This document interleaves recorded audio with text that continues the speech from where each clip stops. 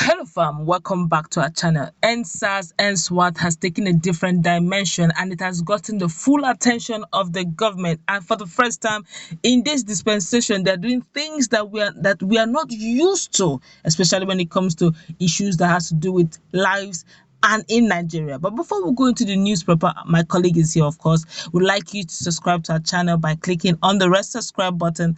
Beside it, you will see a bell notification icon. Please go ahead, click on it to get notified as soon as we update our channel on YouTube. While the Vice President Yemi Osinbajo on Friday apologized to the youth for keeping silent and having not done enough to keep police brutality in the country.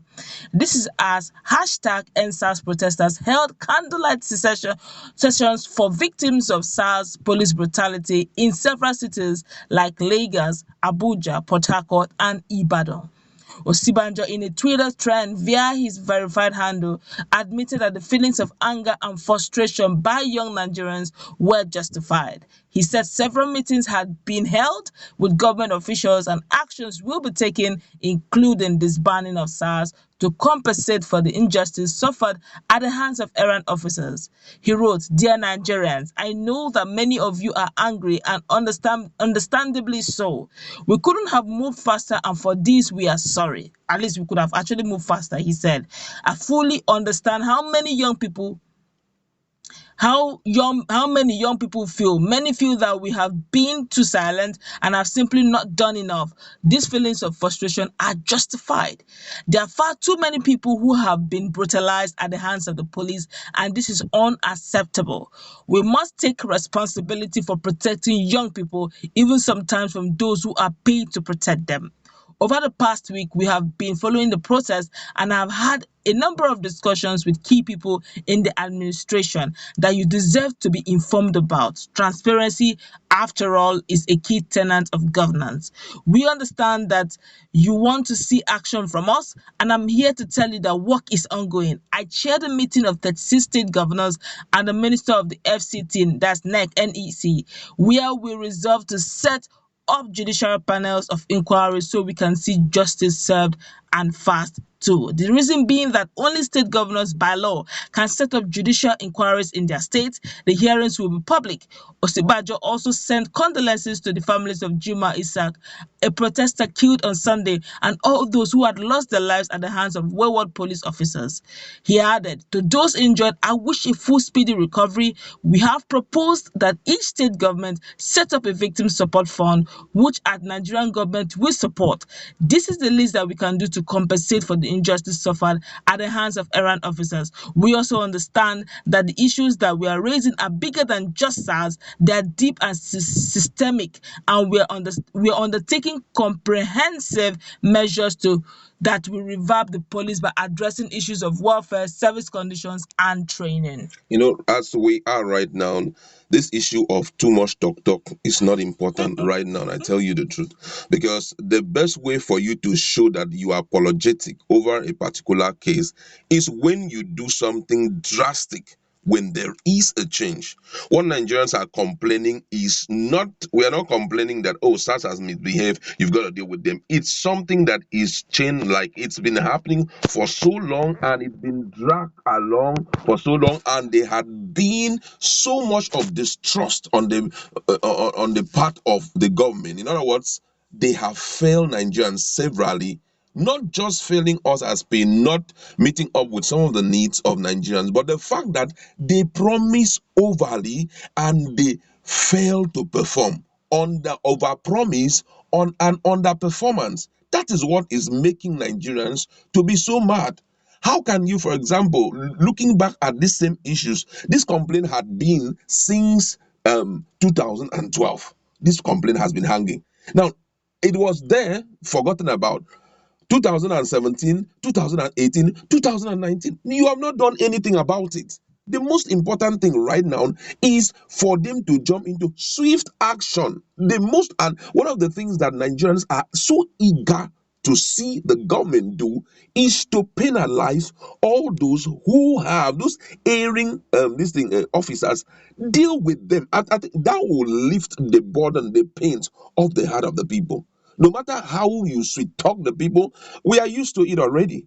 right now is action. Even if there is no tweet on president's Twitter page, there's no tweet on vice president page, and then we just wake up and we see a public hearing where people are sanctioned according to the provision of the law and dealt with. Those who needs to face firing squad will face firing squad. Those who need to go for life imprisonment, they go in for life imprisonment. We see it and we watch them. We turn their clothes to prison clothes and walk into the prison. Those who must be dealt with, compensations are done speedily. Invite those parents. We are not talking about going to their house to meet them, because the truth of the matter is Nigerian life matters. Everyone, there is nobody that is more qualified. There's no Nigerian that is far better than another Nigerian in Nigeria. We are all the same.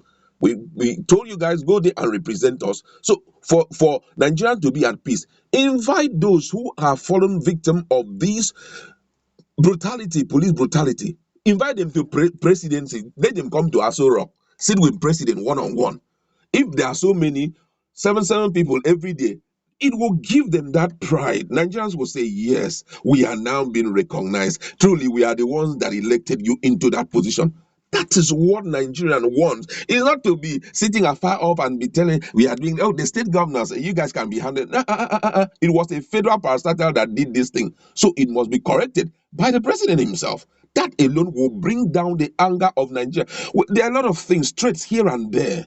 Okay, some few days ago, we heard that some persons who were part of the protest, that they were looking out for them at night. In the night. You understand? That's what the people want. Homes. As much as you are apologetic, Nigerians want you to go beyond the shores of apology and start acting swiftly, just like this. Now the challenge is, we keep saying, okay, they should set up a judicial panel and the rest.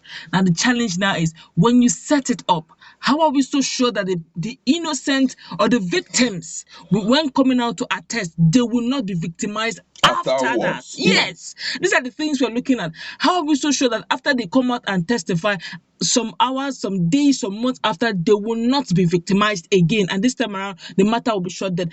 And in the case of judicial setting up a judicial panel, how we also sure we also need to be sure that the judicial panel, the duration is not the one that we keep saying we have adjourned the case for 1 year.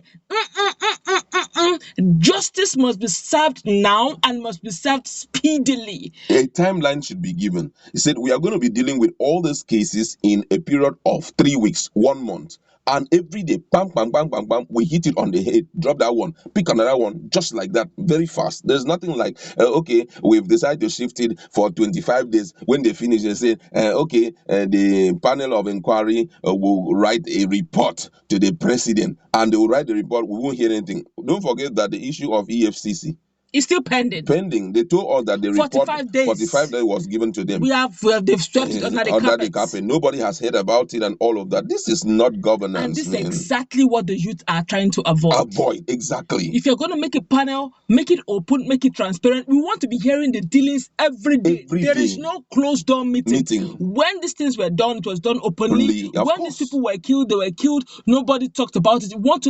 If Nigeria must heal, it must heal now. Exactly. If you want to make anything, if you want us to become one Nigeria again, where everybody will feel injustice to one is injustice to all, then justice must be served and must be served speedily. See, Nigerians are tired of, in fact, usually we're not even used to we are sorry, but at least it's a good step. But Nigerians want justice.